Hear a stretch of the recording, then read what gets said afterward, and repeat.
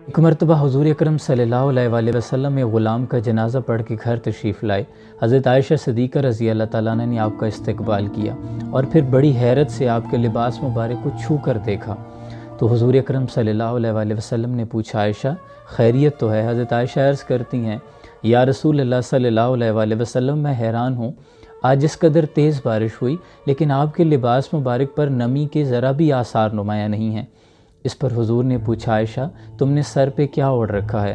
تو حضرت عائشہ عرض کرتی ہیں، حضور یہ آپ کی چادر مبارک ہے جو میں نے سر پہ اوڑھ رکھی ہے۔ تو اس پر حضور اکرم صلی اللہ علیہ وآلہ وسلم نے ارشاد فرمایا کہ عائشہ آج کوئی بارش نہیں ہوئی، لیکن یہ چادر جو تم نے اوڑھ رکھی ہے اس کی وجہ سے تمہاری آنکھوں سے سارے حجابات اٹھ گئے تھے۔